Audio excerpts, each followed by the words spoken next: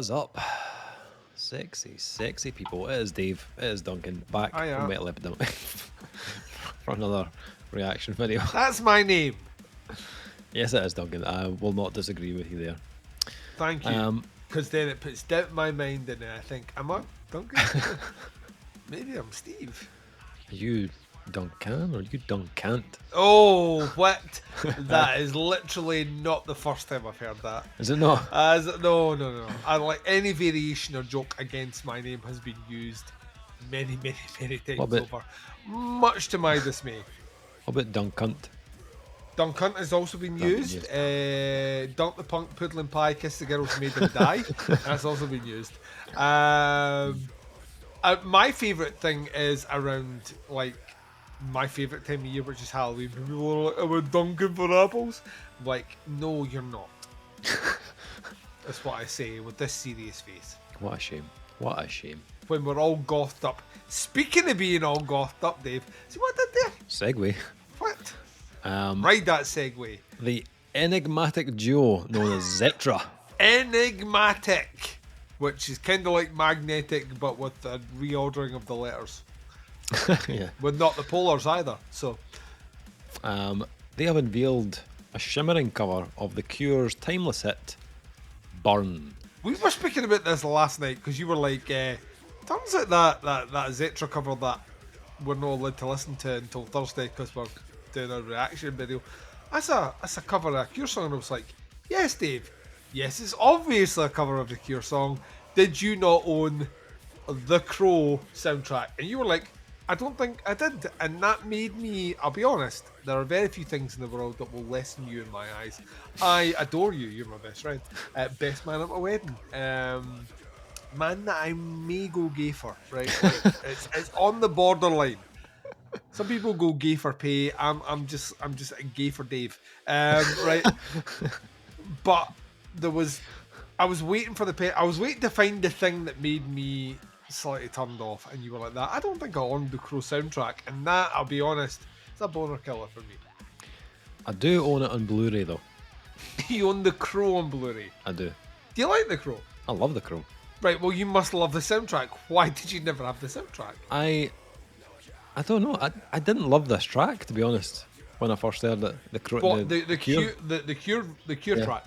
That's wrong, but we'll let you. Okay. Well, that's the wrong position to come in with. Is I didn't like this track, but let's react to someone else covering this track. But I'm hoping that Zetra are going to change my mind about it. I'm kind of hoping that Zetra just do a heavier, gothier version of it. Like, I am a huge... Right, my favourite band is... Nine Inch Nails. And Nine Inch Nails did a cover of... Joy Division. Fuck's sake, Dave. Like, the Crow soundtrack to me is like the holy grail, right? Like, it's like the... Oh, love the movie, love everything about it. There's a fucking goth comic book movie, but the soundtrack for me is what elevates the movie. With that soundtrack, you just have a guy in face paint running about, talking about guitars and want to see the world burn. It's the soundtrack in particular. The Cure is the one that kicks off. It's the opening gambit of that soundtrack. It's the big kahuna. Big Kahuna Burger. It's the big shebang. It's the lead track. It's alright. It's a no bad soundtrack. No great. Fucking Pantera's on that soundtrack, so fucking suck it. Playing The Badge. Have you listened to The Badge? The Badge. I kissed The Badge. Duncan. Kiss it. I love it when you kiss the badge. That rusty badge. Like, to me, I love this. The soundtrack is one of those things that the movie and the soundtrack go hand in hand for me. When I watch a movie, I want to listen to the soundtrack. Listen to the soundtrack, I want to watch a movie. So it's an interesting choice because we spoke about this. We're going to get to the reaction, I promise, just bear with us. But Zetra have signed to Nuclear Blast. They've come off a lot of stuff they've done before, releases which I think are mostly self-published with some PR thing, and they're now on a label. They've released a track already, Sacrifice. We both reacted to it. Go check it out. We loved it. And it's what they do to follow that up, and where we are and a timeline for release of an album, EP, or whatever it is they're going to do. And as soon as I saw, we've both been like of the opinion that an album is going to be forthcoming very quickly, and then they announced they were releasing Burn. I knew it was a Cure cover. You didn't. So to me, as soon as I heard that, I was like, we're a while away from an album then, because they're releasing a cover. A cover song is something you can churn it pretty quick. It keeps interest going. It doesn't commit to anything. Like, this cover will not be on the album. Like, so when they release their album, Burn ain't going to be on it. This is we're about to do, you worked this out, almost about 2 months solid of amazing supports all over Europe and the UK. So they're going to be busy, so there ain't going to be an album getting recorded in that time period. I also doubt they recorded the album before being signed, which to me makes me think, at a minimum, using my deductive powers of Sherlock Holmes, they ain't going to be sitting down to record anything until May. We might hopefully see an album this year, we might not. But this is how you keep interest going, the same way that a band like Blood Command filled some of the gaps by releasing some 80s cover songs. Between releasing songs, cover songs are the things you can churn out really quickly. The concern I have is, concerns. I've not listened to it yet. The concern I have is, I don't love a lot of Cure covers, if I'm honest. Right. I love the Cure. I'm of that age. I'm of that timeline. I'm gothy enough. I'm fucking. Let me sit in the corner and weep. I must be alone right now. I am of that thing where I love the Cure. I seldom enjoy Cure covers. Interestingly enough, Zetra, a band that we're talking about right now, and a band that we have likened them to, Deadsy have 1 or 2 Cure covers not officially released that are fucking great, but they completely change the sound of it. Like, they slow right down.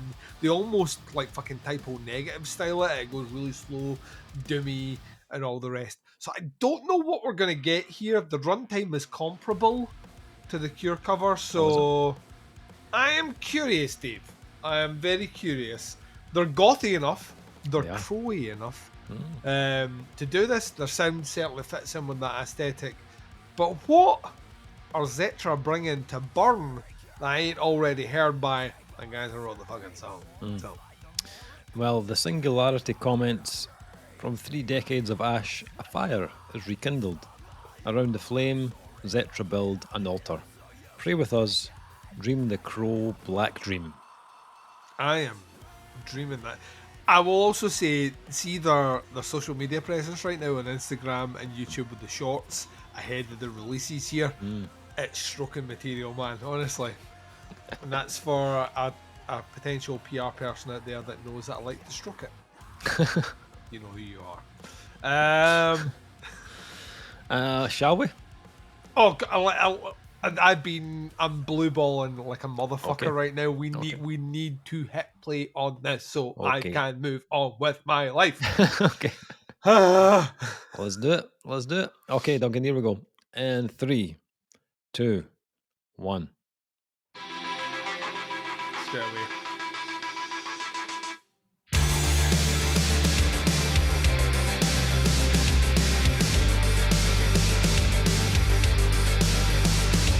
That's heavy art. So that's what's straight. We're not reacting to the video because there ain't no video here. Yeah.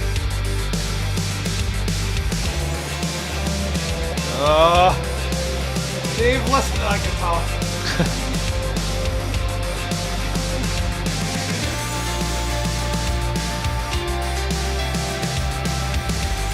It's quite upbeat. The original is upbeat. Yeah. You need to go and listen to that track. I've listened to it, but I was expecting this to be a bit darker. It's a cover song, Dave. This is not going on the trailer to an ominous horror movie in 2024. Nope.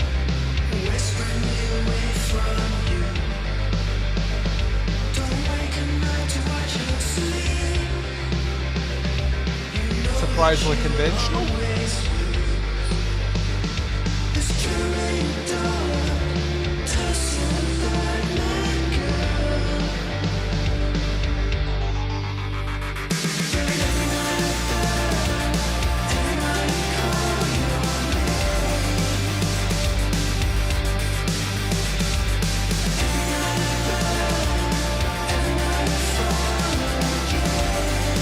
fucked it too much, which I kind of like. No.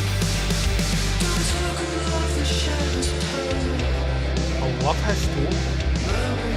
You know what I mean? I think I described it last time as being almost choir boy-esque. Yeah. And it's in that register.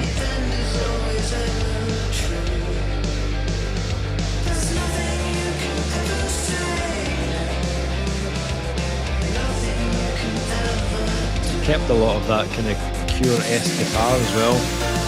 I'm loving that Cure-esque guitar right now. That Gallo album is just like every guitar needs to have that level of echo and reverb from now on.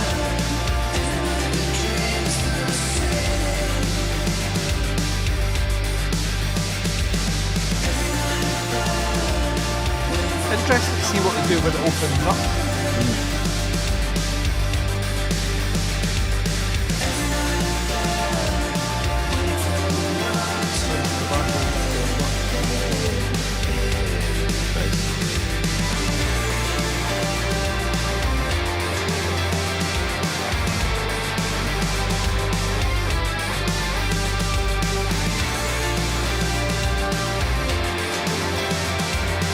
Taking it, come on.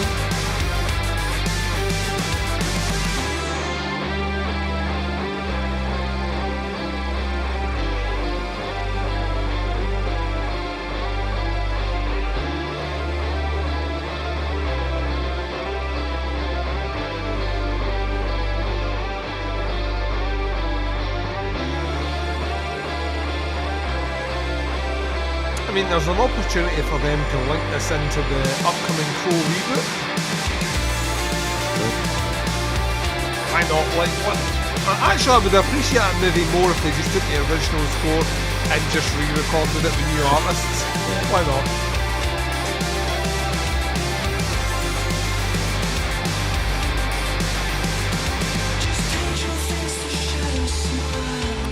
Right, I think this is going to be on the button to the end, actually. Yeah. Not against it.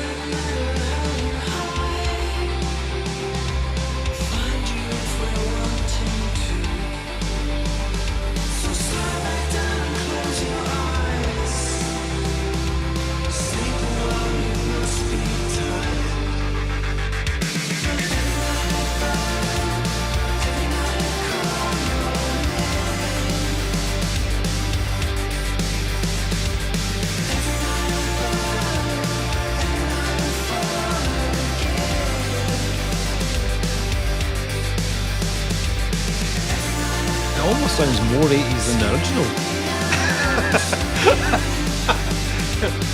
Like, checkmate, we've outcured the Cure. Well, the Cure track would be... It was on a 90s soundtrack, but was it written in the 80s? Very early 90s, yeah. So I'm trying to think the Crow's what, 92, 93? 94, 94, I think they said. 94, right, it's 94. Yes, there will be, yeah. But the Cure are the, like, whatever decade the Cure released a song in, it's instantly the 80s. Yeah. And all the static 80s bubble on them. 94, man. What a year. Brandon Lee gets shot in an accident, Kurt Cobain shoots himself. Or shot by someone else. Well, let's not dig into that mystery, Dave. It's a mystery for another video. Our reaction to who killed Kurt Cobain. Coming 2026. Good.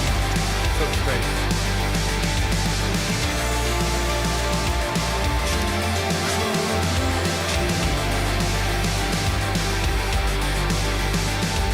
Cool. It's cool. I'll be honest. It's a little bit safer than I was hoping for. But nailed it. So.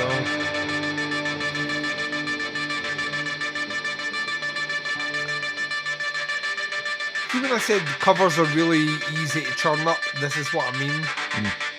There's a reason like Weezer released a whole fucking album of cover songs that sound pretty much like the original tracks. Yeah. And like the space of like it's 2 months after we released this other album. They're easy to do. It's cool. I like it. It didn't shit all over the original. I don't think it necessarily adds anything. We're still talking about Zetra, which is important now that they're signed, but I don't know if this necessarily moves the needle. Yeah. I think if you're a Zetra fan already, you will appreciate some new content. If you've never heard Zetra before, I don't know if this necessarily brings you over. Mm. It doesn't sound like this. Will, like I said before, this will not make an album, and the reason it won't make the album is it doesn't sound like Zetra. No.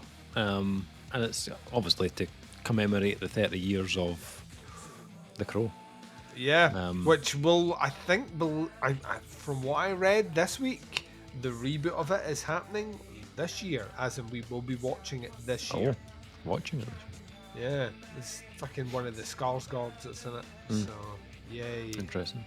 Yay. Yeah, it was alright. I mean, I think I felt like the original was too long. And this is obviously not Zetra's fault because they've just basically covered the song as it is. No, actually, Dave, if you're covering a song, you don't need to cover it in its entirety. It's your interpretation. You don't. I just don't necessarily think it needs to be over 6 minutes long. I think that you're being needlessly harsh. Well, there's nothing really different happens in the second half of the track. Really, it's Also written for a movie, though.